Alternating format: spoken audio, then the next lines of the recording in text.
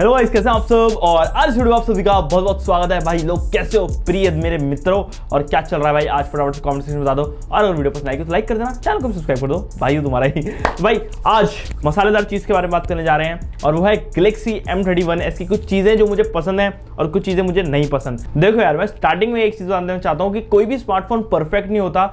Perfect जब भी बनता है स्मार्टफोन जब वो आपकी नीड्स पूरी कर सके। तो बेसिकली मैं क्या मानता हूँ, जैसे मान लो किसी बंदे को भाई कैमरा का बहुत ज़्यादा शौक है, मतलब फोटोज खींचने का शौक रखता है, तो उसको एक अच्छा कैमरा वाला फोन चाहिए जिसके अंदर कैमरा ही एक मेन चीज़ हो जो फोकस करा के हो कंपनी ने अच्छा करने के लिए।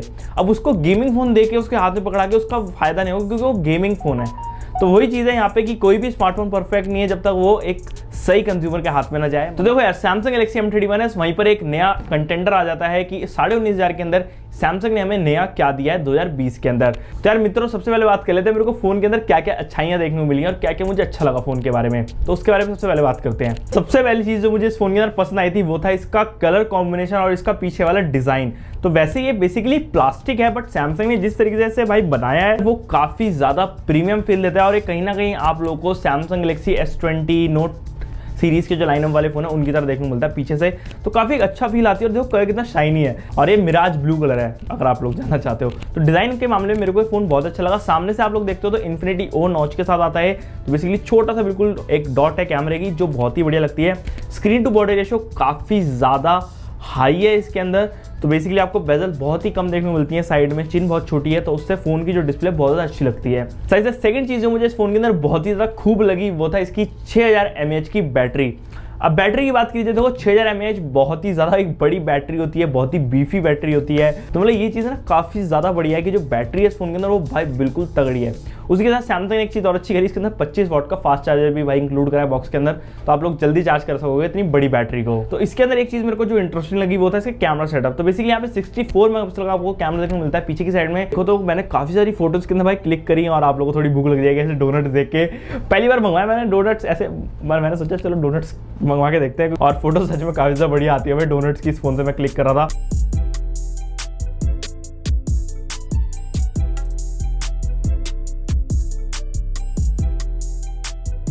डोनट की मैंने 2-4 फोटोज जैसे क्लिक करी है, देखो कितनी ज़्यादा पॉपी लग रहा है डोनट, और मज़ा आ रहा है, तो भूख भी लग जाएगी आप लोगों को। तो कैमरा के अंदर जो डायनेमिक रेंज है ना वो भी ये थ्रू सॉफ्टवेयर काफ़ी अच्छी कर देता है। मतलब हाईलाइट्स और जो शैडोज़ का है वो इन प्रोसेसिंग के अंदर जाने के बाद काफ़ी अच्छी डिसेंट फोटो आप लोगों को दे देता है। तो अगर आप लोग भाई स्काई के अंदर बिल्कुल ऐसे बाहर आसमान की नीचे फोटो क्लिक करो तो काफ़ी अच्छी आपको डिसेंट फोटो देखने को मिल जाएगी इस फोन से। और मैंने कुछ क्लिक करी थी, एग्जांपल्स देख लो, और मेरे को अच्छी लगी मतलब फोटोज इसकी। चौथा पॉइंट आता है भाई इसके अंदर मेरे को One UI 2.1 देखने को मिलता है, जो कि एक अच्छा मैं कह सकता हूँ UI है। और फोन के अंदर One UI मैं बोलूँगा बहुत ही ज़्यादा ऐसे फेमिलियर, और बोलोगे आप बहुत ही ईजी सॉफ्टवेयर है जो आप लोगों को बहुत ज़्यादा ऐसे दिक्कत नहीं होगी। कई बार क्या होता है हम लोग नए फोन पे शिफ्ट करते हैं तो हमारे को सॉफ्टवेयर सीखना पड़ जाता है कि ये वाला सिस्टम या फिर ये वाला फीचर कहाँ है।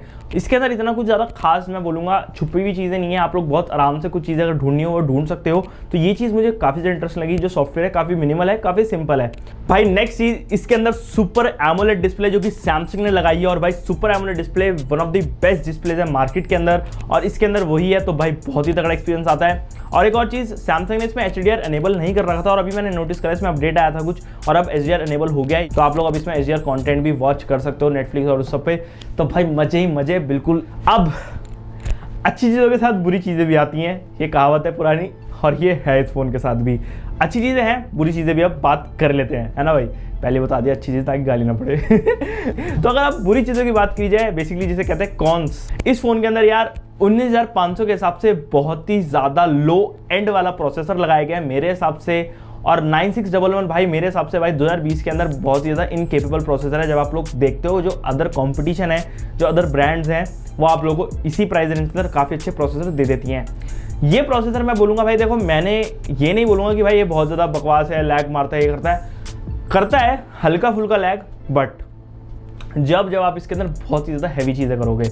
और मैंने नोटिस करा कि ये कभी कभार फेसबुक की स्क्रोलिंग में और इंस्टाग्राम की स्क्रोलिंग में और ऐप को अगर आप स्विच कर रहे हो बैक एंड फोर्थ, मतलब मल्टीटास्किंग के अंदर इधर उधर जा रहे हो, जब ये लैग करता है, मतलब लैग तो मैं बोलूँगा हल्का फुल्का ऐसे ग्लिच मारता है जो बहुत ज़्यादा अनोइंग लगता है। भाई इस फोन को टेस्ट कर रहा था, काफ़ी हैवी चीज़ें मैंने इस फोन के ऊपर थ्रो करी, पबजी डाली मैंने, इधर उधर भारी भारी एप्लीकेशन भरकम एप्लीकेशन डाली, तो ये फ़ोन कहीं ना कहीं मेरे को लैग करता हुआ दिखा।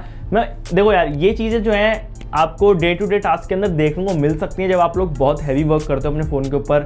और मैंने देखा है यार काफ़ी लोग बहुत ज़्यादा हैवी वर्क करते हैं, या फिर आपने देखा होगा जैसे हमारे जो डिलीवरी करने आते हैं अमेजोन वाले जो भैया होते हैं, उनके फ़ोन भी भाई कई बार हैंग कर रहे होते हैं। मैंने खुद नोटिस करा है कि मतलब कोई भी सही ब्रांड हो, क्योंकि उनका वर्कलोड ज़्यादा होता है अपने फ़ोन के ऊपर। तो इसलिए मेरे को यह है कि अगर आप लोग उन चीज़ों के अंदर यूज़ करोगे तो कहीं ना कहीं यार थोड़े लंबे समय के अंदर आप लोगों को सही परफॉर्मेंस नहीं दे पाएगा। इनिशियली अच्छी दे देगा लेकिन लॉन्ग टर्म में नहीं मिलेगी, तो ये चीज़ ध्यान रखना है यार। तो यार इसलिए मैं बोलूँगा अगर आप लोग ये वाला फ़ोन लेना चाह रहे हो तो एक बार चेक कर लो कि आप लोगों के लिए सूटेबल है या नहीं, क्योंकि 9611 इतना पावरफुल फ़ोन क्या प्रोसेसर नहीं है।